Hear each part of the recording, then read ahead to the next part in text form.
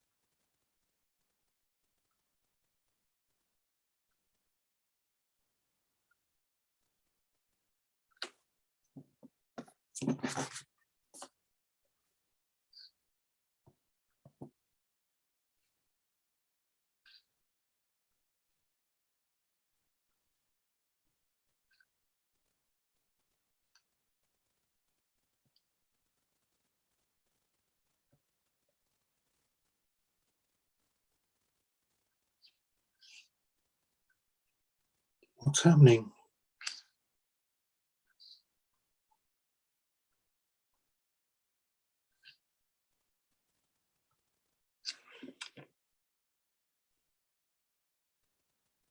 Right.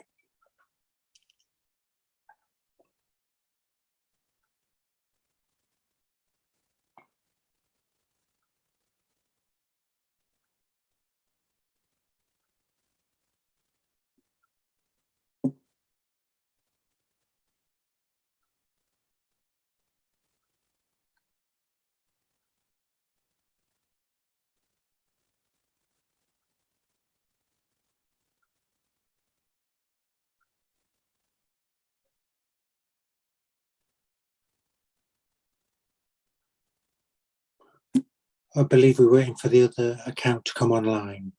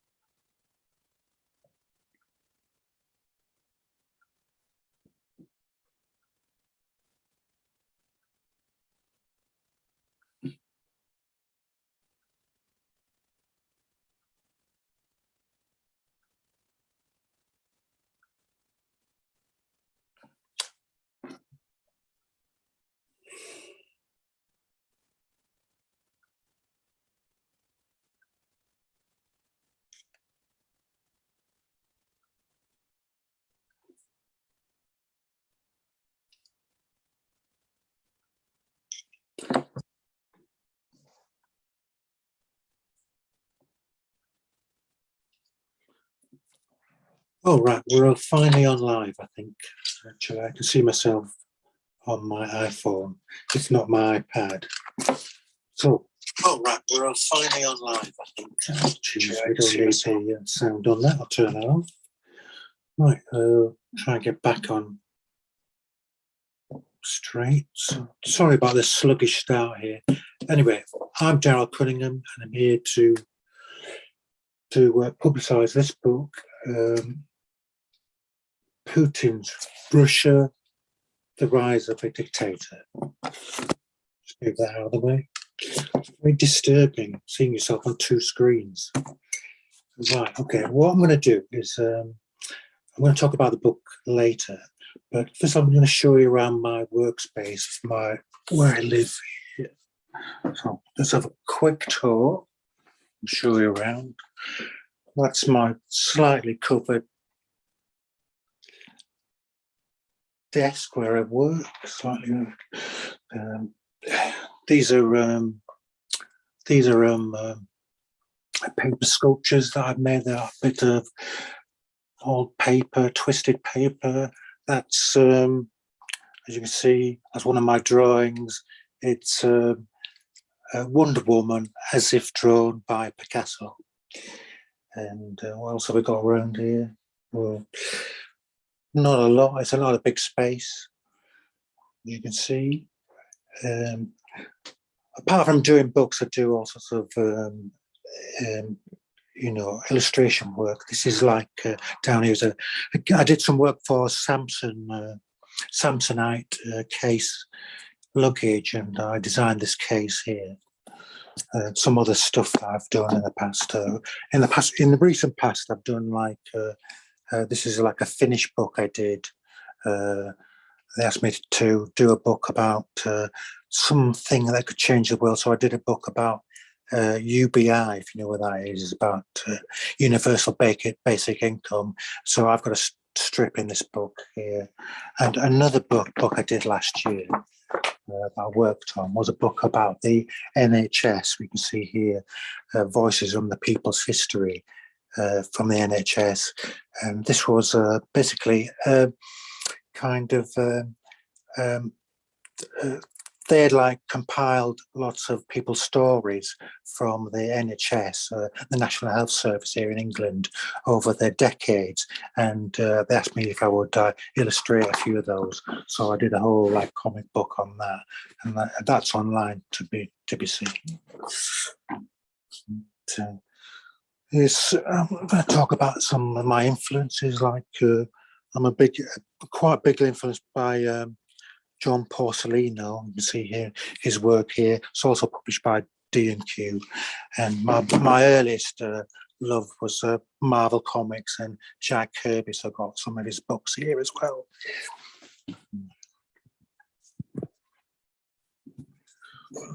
Right, but we're here to talk about this, I think.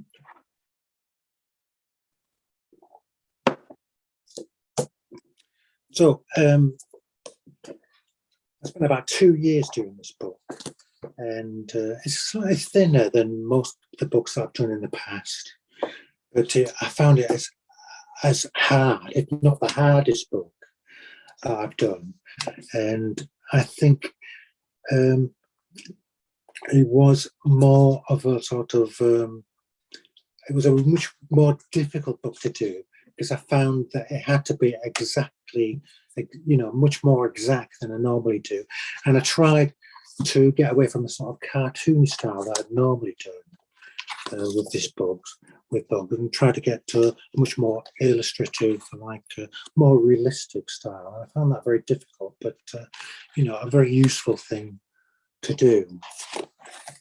And what the book is about, it's about Putin. It's basically, it tells the life story of Putin and his rise to prominence in Russia over there. So first it looks at his childhood.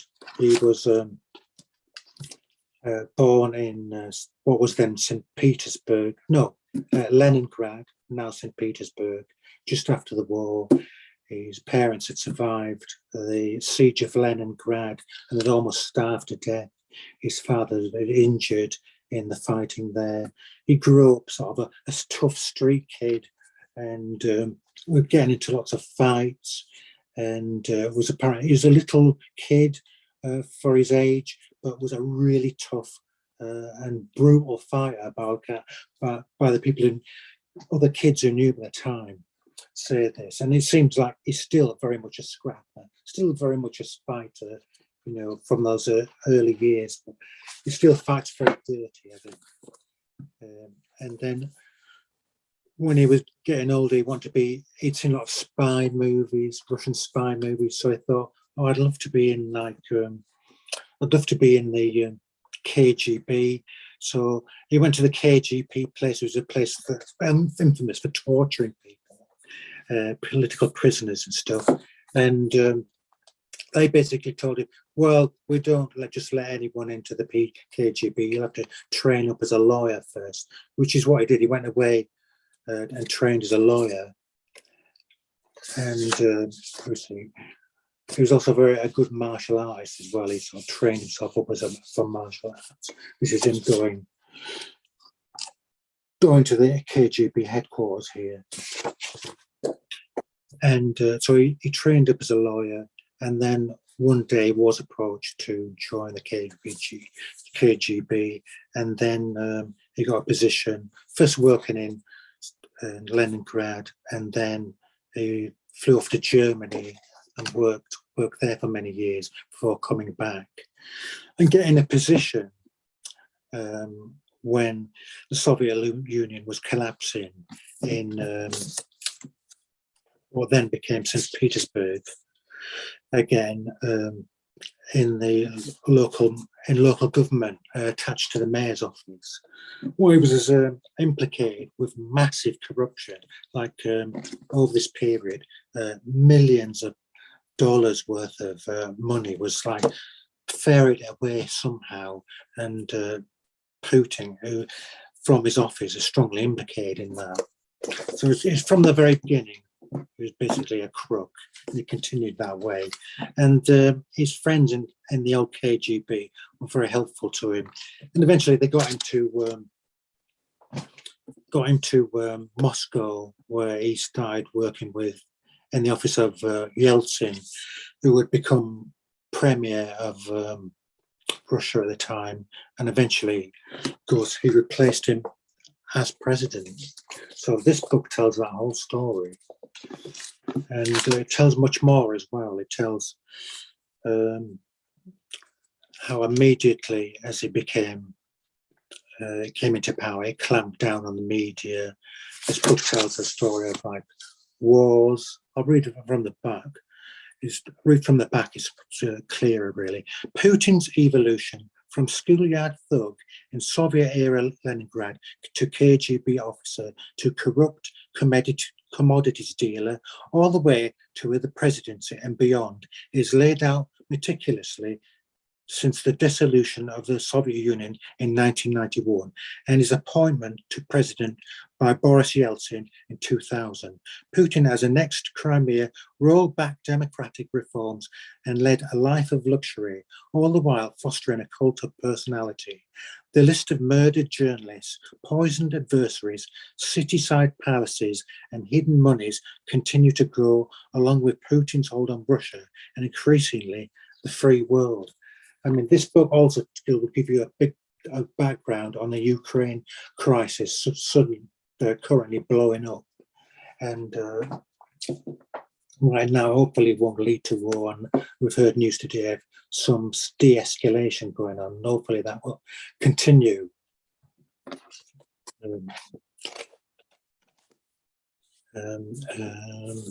Yeah, so anyway, I'll talk a little bit more about the book later. I'll discuss a bit where I came from and how I got into this. Well, my first book was a book called Psychiatric Tales, and this came about because break for drink of war. This came about because I was working in mental health many years, and I thought after a while that it's one of those subjects that not many people know much about, and I felt out of really strong passion for trying to get rid of the stigma of surrounding mental health, because I kept having people coming to me and saying, "Oh, it must be really difficult working on an acute psychiatric ward." And I said, well, it's not really what you think.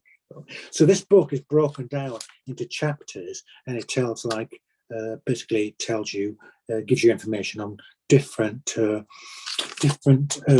mental illnesses, things like bipolar disorder, schizophrenia, depression, and all sorts of things that you didn't, that generally people don't know anything about. And when I finished this book, and originally, by the way, it wasn't a book, it was just stuff that I put online, strips that I put online, which became hugely popular.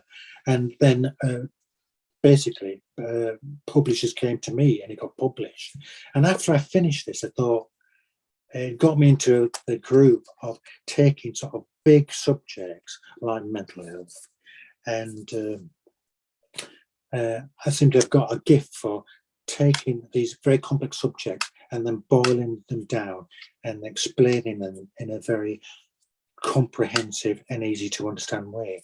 So I continued that book with others, including this book, Science Tales, which came out that was in my next book. And this is basically a book about controversial science issues, things like evolution, alternative therapies like chiropractic and other things like that. Gas fracking is in here. What else is in it? It's so long since I did it, I can't remember what's in it anymore. But yeah, so the moon, the idea that the moon, NASA faked the moon landing. I looked at that idea and see if that was true. Of course, they obviously did land on the moon. I present a ton of information to prove that they did. For those who still doubt that. So what else is in here? Oh yeah, the MMR, measles, mumps and rubella vaccine, the anti-vaccine movement sort of obviously exploded since the pandemic. But I did an early a chapter here, long before that sort of blew up. And I moved from this into economics because that was around, I think, 2008 by then. And I was looking for another big subject, and what happened was the economic crash happened, the big banking crisis. So I then wrote a book about that, because that was the biggest subject around, the subject that I didn't understand. No one seemed to understand it. The media weren't very explaining it very well, it seemed to me. And I do these books as much for me to understand the subject as it is to explain it to anyone else. So that's a big book that I did on that subject about economics, how subprime mortgages led to the collapse of banking, how sort of freeing the markets, sort of libertarian politics led to lack of regulation, and that led to, the whole set of dominoes falling. So this book explains that. Then after recently I did a book called Billionaires. Now this book is also out from D&Q. You can pick that up at any bookshop, of course. And this book is about the 1%. So it seemed natural after a book like, this one. It's called Age of Selfishness, I think, in the US and North America. I want to really discuss the super rich, really, and the effect they have on us. So this book is a book about the 1%, and it particularly looks at three sets of people, or four individuals in particular. The Koch brothers are big oil and gas billionaires. They, I think there's only one left now, but there were two of them originally, two brothers, the Koch brothers. Then Jeff Bezos, of course, of Amazon, and the other one was Rupert Murdoch. So between them, I was looking at oil and gas, energy companies, the media, and of course, tech and retail with Bezos. So these are sort of, it's the three sort of mini biographies of these people and where they came from, how they built their businesses, and then the effect that they've had on the world, often malign, unfortunately, on the rest of it. We've got to look at the thing about the super rich. If you look at the Forbes magazine rich list of the richest people in the world, the top 10 or so, they're all like white guys, really. And because they own virtually all businesses, all media, and basically because of that, they can sort of dictate the landscape of our sort of thinking and the way we discuss things. It does tend to reflect their values, so unfortunately, which is why the world is much like it is, really. So there isn't any black billionaires discussed in this book at all. I wish it was more mixed, but that's just the way it is, unfortunately. And well, the book asks the question, do we really need billionaires? And the answer is multi-billionaires. Well, the answer is no. But I'm not against people becoming rich. I think, by all means, become a millionaire or even a multi-millionaire. But when it becomes to multi-billionaires, then it's quite damaging to the world, because then you've got the money really to not just buy any company you particularly wish, but basically buy politicians, buy whole political parties and political systems, buy all the media. It's true in this country, the UK where I live, and in the US, that if you look at the media, it's really only owned by, in the end, a handful of people, and that is very bad for democracy. You can see the effects of that. So that book that's what this book is about, really. I'll talk a little bit about my process, I think, because previous books to Putin, they were very much more sort of cartoony, I think. And I try to keep to a sort of very limited sort of colour palette. You can see here like this very limited colour palette, and very simple illustrations. And it's basically because, and the reason I do that really is because the information I'm often trying to get across is so complicated that I don't want it to be any more, the reader to get lost in what they're looking at. I don't want any complicated, overcomplicated page layouts. So it's just generally a straightforward sort of grid system, so you don't have any problem when you're looking at it, seeing who's standing where in relation to who, where to look on their page immediately. So my idea was to sort of, it's like Mindfulness was sort of Nancy, which this is book by Ernie Bushmeller, did a strip for you, still running today, not by him. And basically it's a very simple, straightforward, often 4-panel strip. And what Art Spiegelman used to say about the author of Mouse, about Nancy, is by the time you've decided not to read Nancy, you've already read it, because it's so simple to read. And that's what I aimed for in my own cartoon. You can get sucked into it without really even making any effort to read it. So you just fall into it and you don't even notice, like the pages are flicking past. That's my aim with my drawing. Now I must have a drink. Are there any particular questions? I'm quite sure.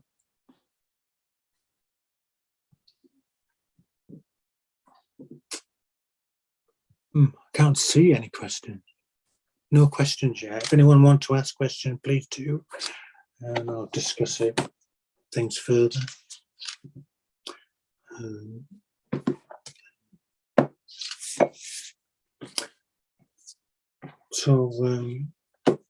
Yeah, I'll go back to the Putin book. So I think someone did ask me about the background of Ukraine, and I do go into this quite a bit. Well, basically, what's happening in Ukraine right now is that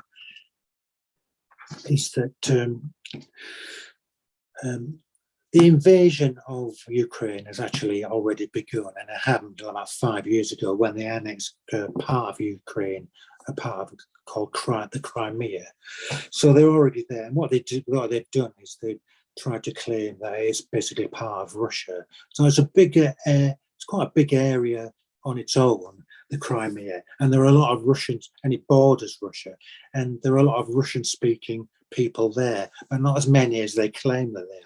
So what they've been doing is they've been handing out Russian passports in their thousands to people to increase to push the idea that it's a mostly Russian population, so they can sort of continue the annexation of that country. So, and the other thing that the Kremlin in particular be pushing is the idea that NATO is sort of encroaching, pushing forward into Russian territory. This is largely nonsense, really, because for a start, most Ukrainians before the annexation of Crimea did not want to join NATO. We're not interested in joining NATO. Poll after poll shows this. But as soon as the threat from Russia came, of course, they all decided that perhaps joining NATO would be a good idea. So if they hadn't threatened the Ukraine in the first place, this would not have come about, really. And the idea that somehow that NATO is encircling Russia is also laughable, because imagine this is like Russia. NATO isn't encircling. It's like NATO is like maybe against one teeny section of it, like that. Look at it on a map if you don't believe me. So the Russian propaganda is constantly pushing this idea that NATO is like a threat to Russia. It's just not true at all. It's just a pretext, an excuse for them to sort of push to try and get to invade and ultimately take over and control of Ukraine, get their own people in Ukraine and take over entirely. And I think what's happening here, in what's in Putin's mind, and it's hard to know, obviously. I don't know him, I've never met him, never likely to meet him, but you can only guess, really. But judging by what he's done in the past, I would say that it seems like he's trying to get back to the borders of the old Soviet Union.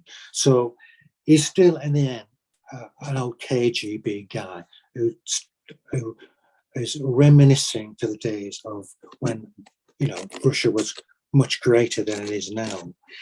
So I think they're trying to get back to the old borders that used to be, using any pretext, really. That's the reason for that. Okay, well, are there any questions?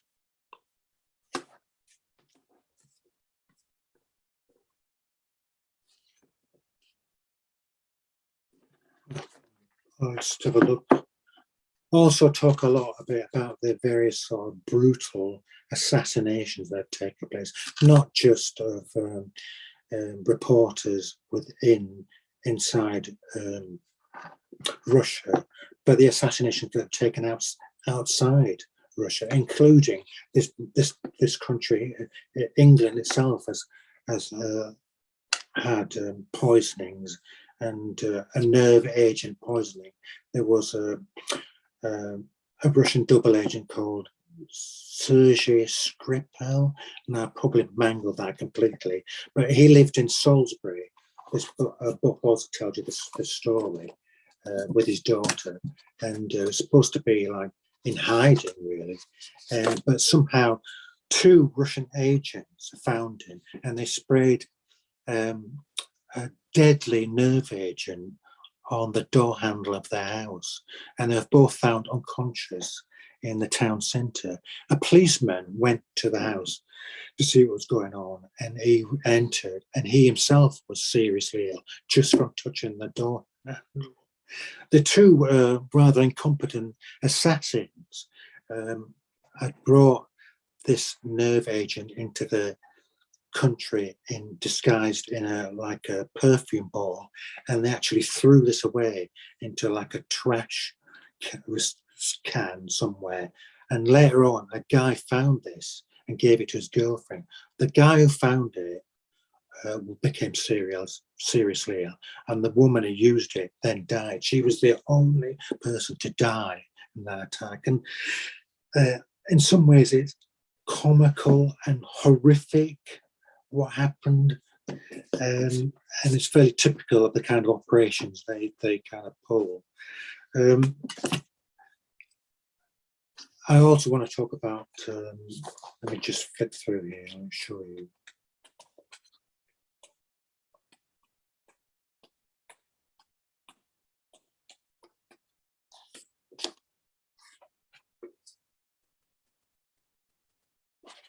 Anna Politkovskaya, that's her there. And she was a reporter who was a critic of both Putin and the regime in Georgia. And she was once they tried to poison her, she took a flight, an internal flight inside Russia, and she was generally, what she tried to do is not eat or drink anything on flights. So just this one, she decided to have a cup of tea, and then immediately fell into a coma. And I think what happened was she survived that, but about 2 years later, she was gunned down in the lobby of her own apartment building.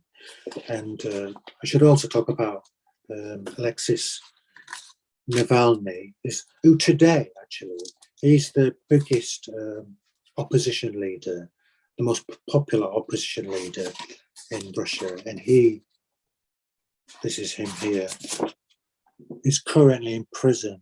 In fact, today, they were putting him on trial again.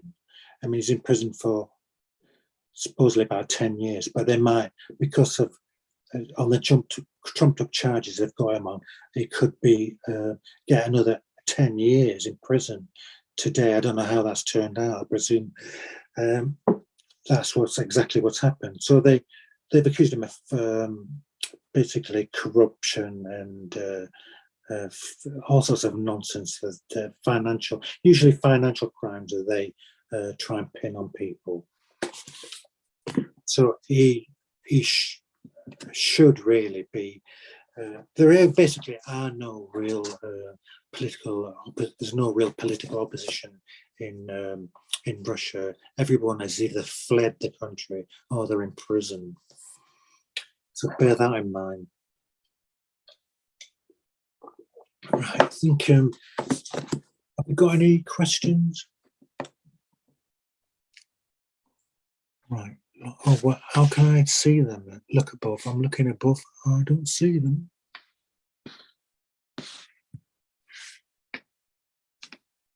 Nope.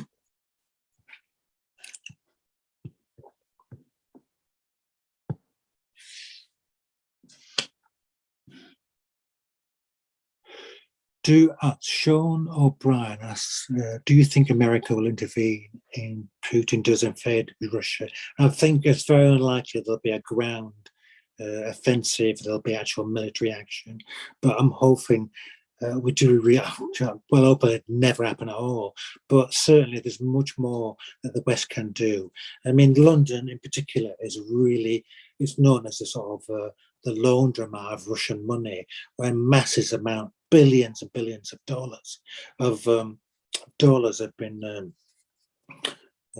laundered for the Russian state, and we could easily sanction that money and punish them quite severely. But of course, it's very lucrative for us as a country, so we don't do it. But we should really never go into that game in the first place.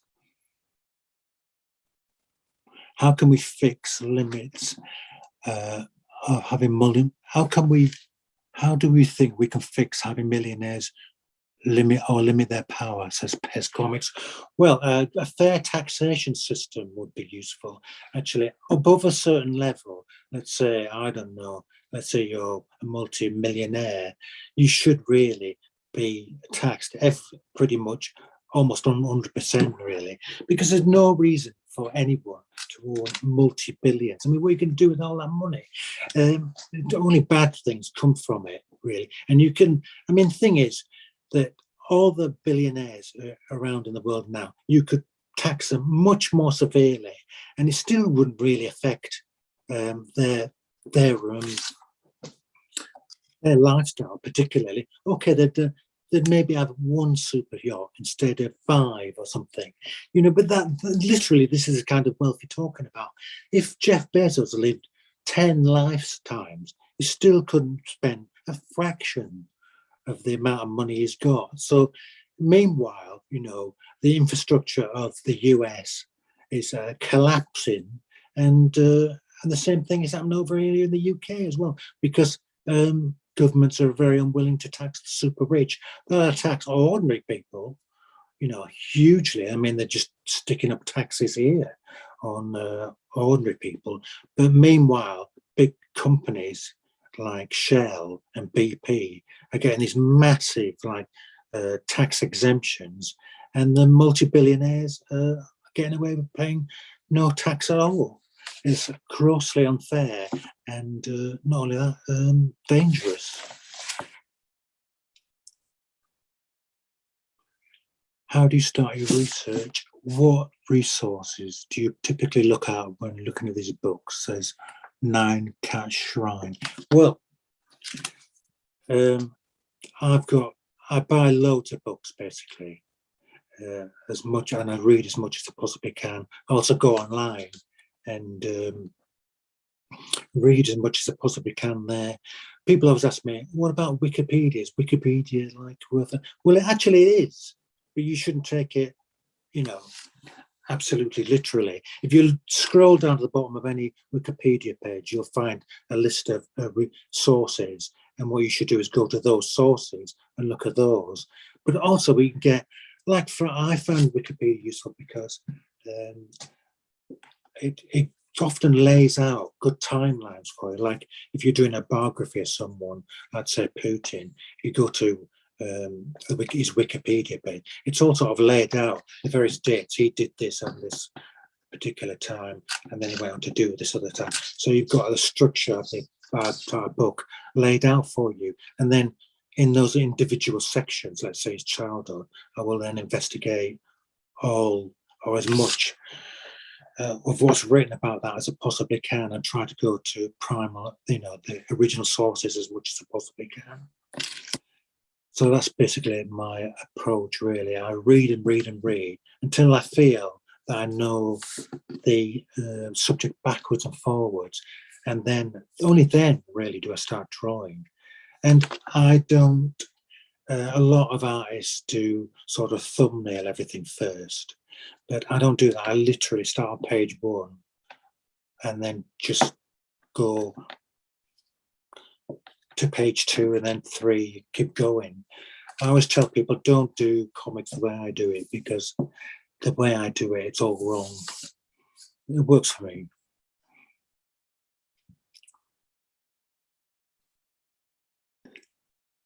I'm just looking at the questions. Bear with me. Bonatron, hello. What was the most interesting thing you learned researching Putin? Well, I knew nothing about his childhood. I didn't know that he was this little scrappy kid who grew up in like these big tenements after these huge tower blocks after the First World War, and I didn't know how he got into the KGB. All this stuff was new to me.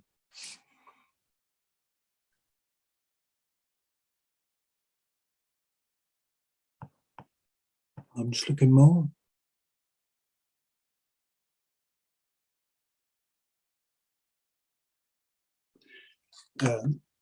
Kupagu asks, are you able to imagine a democratic future for Russia, or is there something in the country that condemns it to go from one authoritarian regime to another? It does seem that way. It just seems almost like they're inherently always go back to that, but I think that's a very sort of defeatist way of looking at it. And I would tend to think, I mean, there was, after the collapse of the Soviet Union, there was a brief moment where democracy seemed to be taking root, and when Yeltsin took over, and then it was just basically crushed. But if it happened once, no, I'm sure it can happen again. Putin's not going to live forever, and we don't know what will happen after that. Sometimes it's hard to, like, I grew up at a time when I'm old enough to have lived through some history.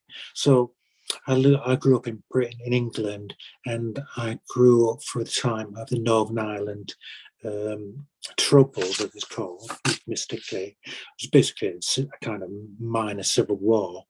And when I was growing up as a teenager, this situation seemed absolutely intractable. You literally could not imagine it ever ending, because every week there'd be like car bombs, assassinations, tit for tat killings between the two communities, etc. Car bombings on the mainland here in England, all sorts of stuff, pub bombings. It just go on and on and on. You couldn't imagine it ever ending. Yeah, in the end, it did end, and quite suddenly in a way. And looking back, it was obvious with hindsight that was going to happen because all the signs were there, but we didn't see it. The trouble is, when you live in a particular moment, it's very hard to see the situation properly. It's only like 20 years after you look back, you think, oh, you can see all the various bits. So the world seems chaotic at the moment, and authoritarianism is on the rise everywhere. But there's no guarantee who's going to win. I think there are equal forces going the other way. It does seem like they've got the upper hand often, the authoritarian and right-wing forces, far right-wing forces, because they're causing chaos everywhere. But like in Ottawa today, but if they were getting their own way, Trump would still be president, and Boris Johnson in this country wouldn't be on the political ropes by now. So things are happening. Often there are sort of deeper structures in place, the things that you're not really aware of until later on, that keep things more stable despite this sort of outside pressure. And we've just got to keep having faith that these structures will stay in place and fortify them whenever we can. Vote and vote often. Let's see.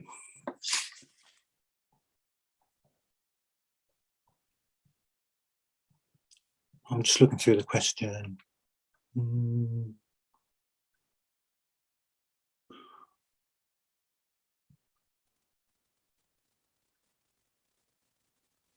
Right.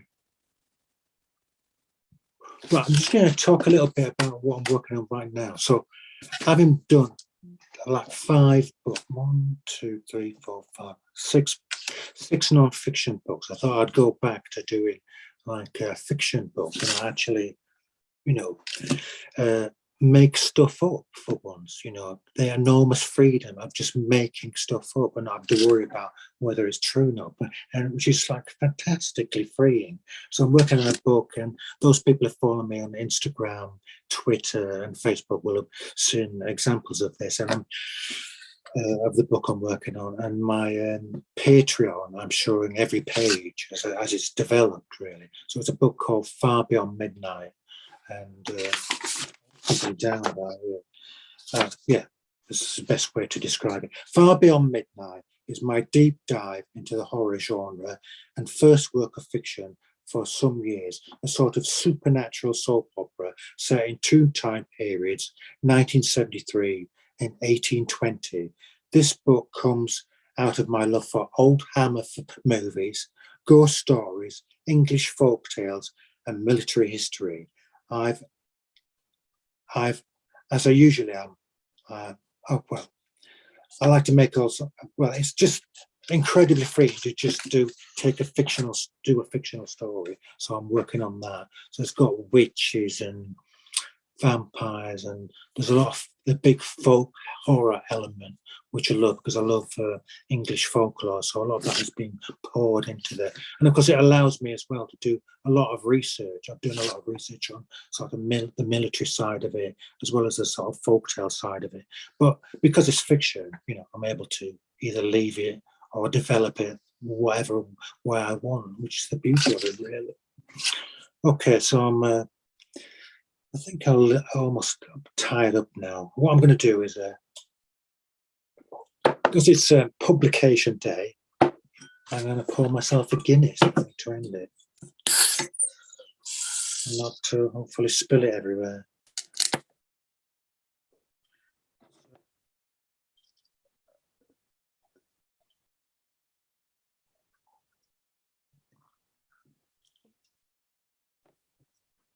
I poured that very badly, but try and drink it anyway. Cheers, everyone. Here's to a peaceful world. Goodbye.